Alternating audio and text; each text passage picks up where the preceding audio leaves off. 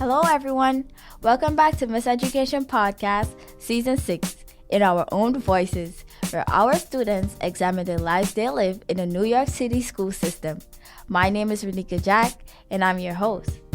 Personally, I couldn't wait to graduate high school, so I would have to go through metal detectors again. But even now that I've graduated, I still contemplate the way I dress when I go to work, so I don't accidentally set off metal detectors. And then I have to quickly remind myself that that's not the case here.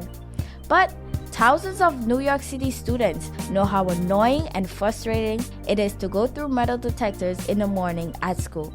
Today, Kennedy is going to tell us a story about one of them. So, without further ado, I give you Kennedy. It's 8:40 a.m. on a Friday. Just a 5-minute walk from Jay St MetroTech, you can find high schoolers heading south on their way to school. Students hike up the concrete stairs leading to the red doors under the stone sign that states, George Westinghouse High School. There is a long line this morning. It stretches from outside on the block all the way to the inside of the lobby.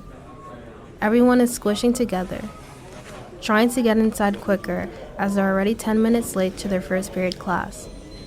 You can hear the occasional teeth suck as they watch another kid hold up the line to go through the metal detectors.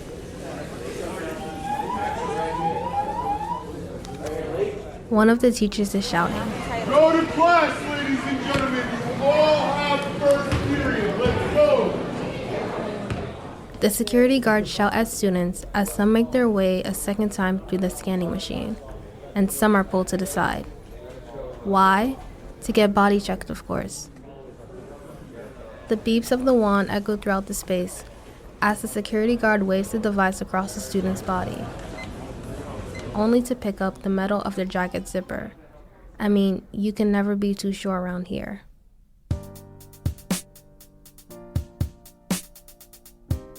For them, I believe that the situation possibly strongly would have been worse. Worse how? They probably would have got arrested. You think that they would, arrest a teenager because of it? They definitely would have been more aggressive towards that person. That voice you just heard belongs to one of my good friends. My name is Rojuiana Dufresne. I'm a junior at George Westinghouse High School. And what kind of student do you think that you are, and what others would describe you as? Some may call me kind and respectful and determined. I definitely agree with that. We met when I was in my sophomore year and she was a freshman, and bonded over our similar backgrounds and our crazy families. This developed into a strong friendship, and we've become very close over the 3 years. I am Kennedy Lasaint, a senior at George Westinghouse High School. But this story isn't about me. This is a story about Rojuiana and her incident with the metal detectors. But there is even more at stake here. What is the impact of metal detectors on the students in predominantly black high schools across New York City? And what can we do to change it?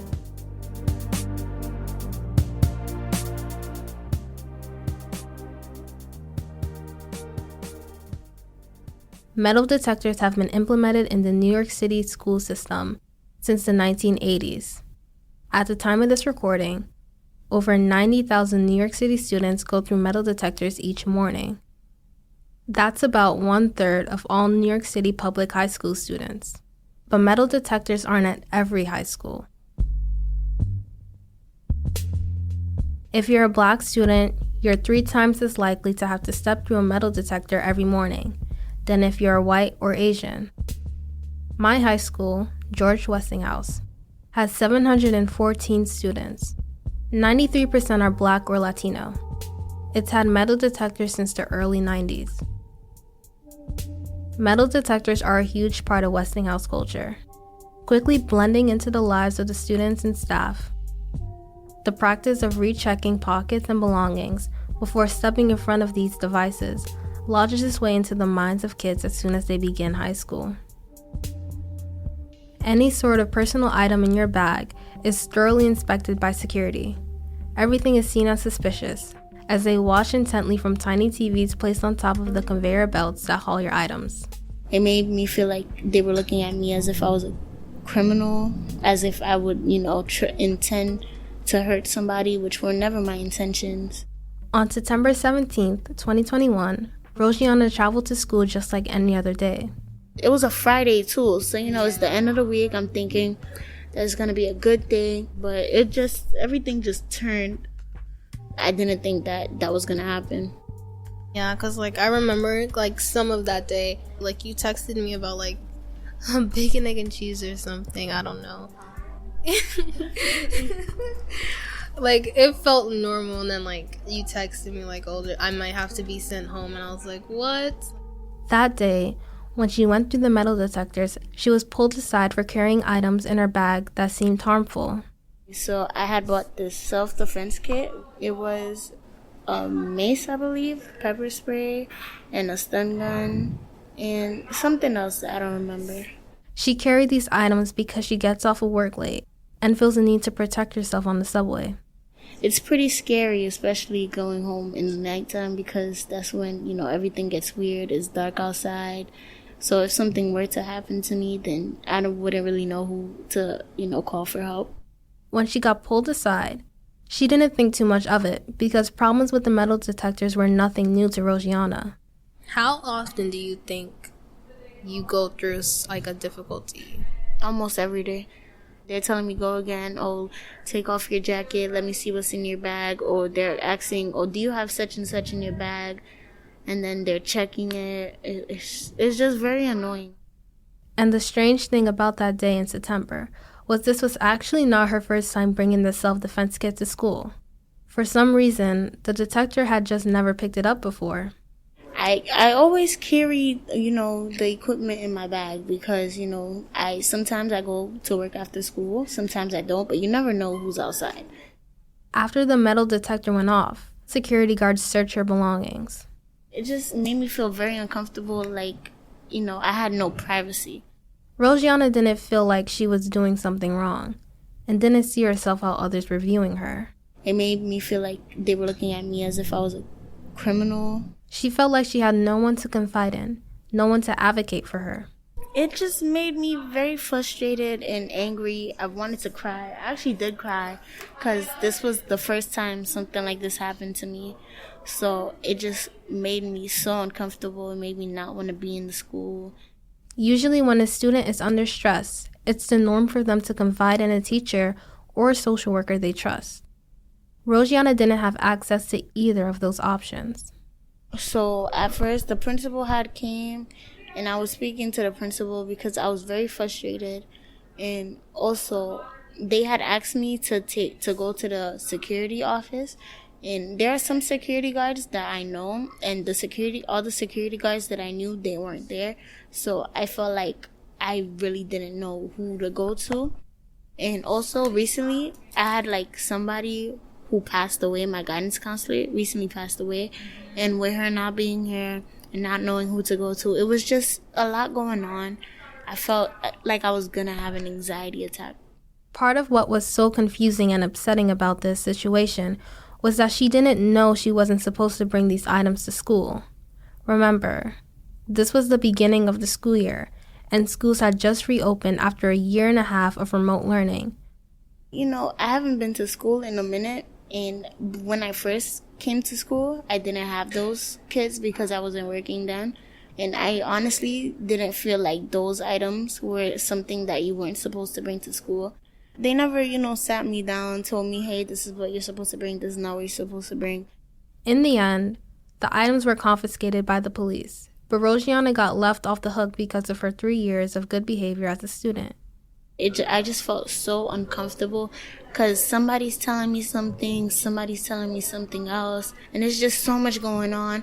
One of them was even talking about how I might have gotten arrested for bringing it in, and it was like, why am I getting arrested for bringing something that's going to protect myself when nobody else is going to protect me?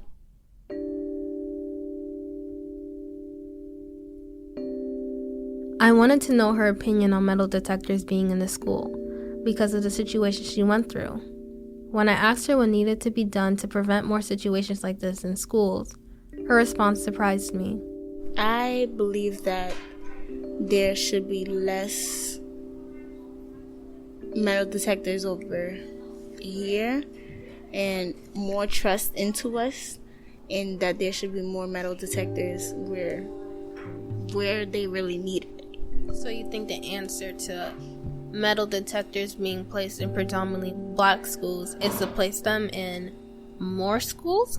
It's to place them in more schools that are less predominantly black. Rojuiana's story resembles many others across the city.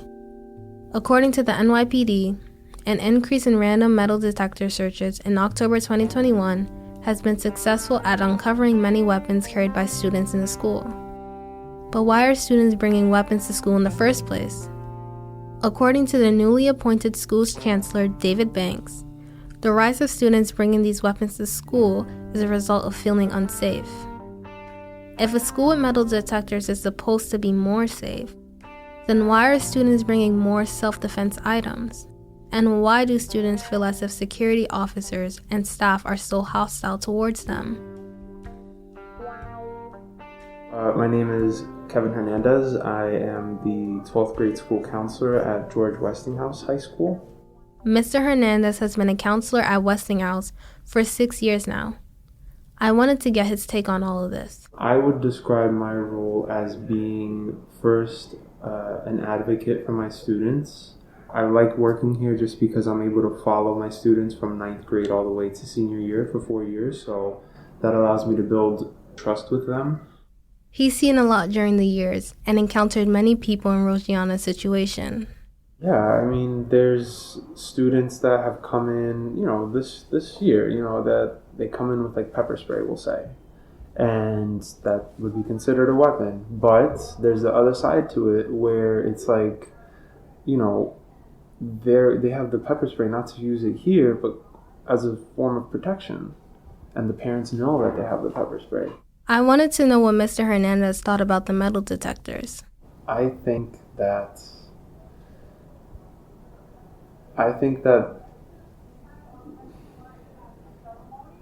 for safety reasons and just the climate of how things have kind of changed over the past few years with violence here in the city and gun crime and that sort of thing, it is just a reassurance for everyone to know that the safety is the top priority.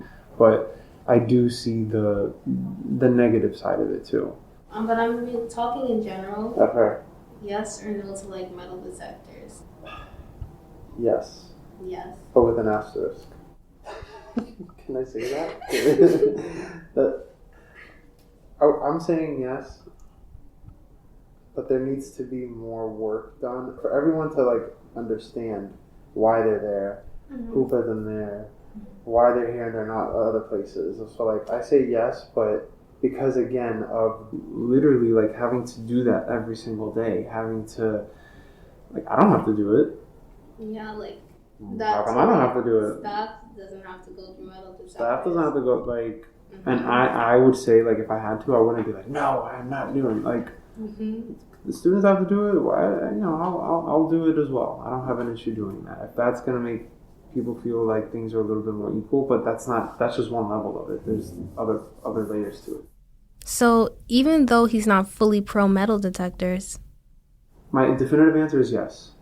Yeah. It should be, but with a little grain of salt, a little, yeah.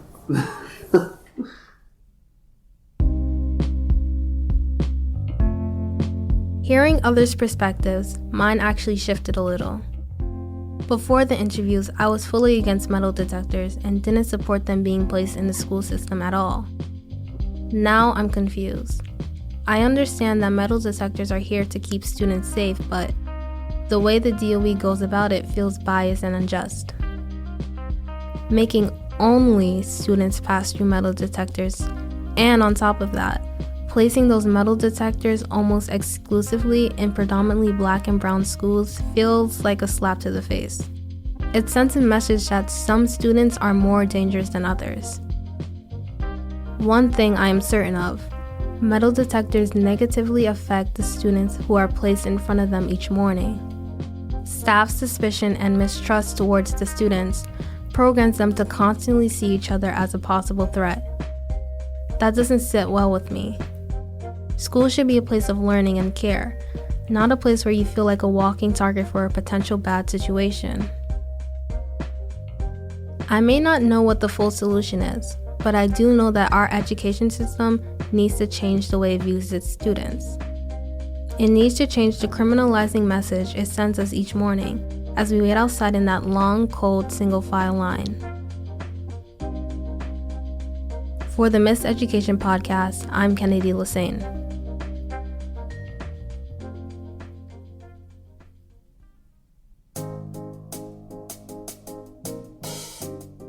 So, what are your perspectives on metal detectors?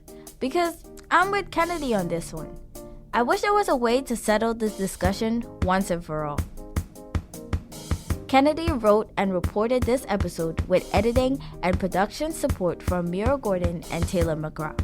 Music by Blue Dot Sessions, Lenz Lewis, and Joshua Sr. Miseducation is a program of the Bell and is supported by the Pinkerton Foundation, the Summerfield Foundation, and FJC. You can follow us on social media at Miseducation Pod and subscribe wherever you listen to podcasts. My name is Renika Jack, and I'll catch you guys next time.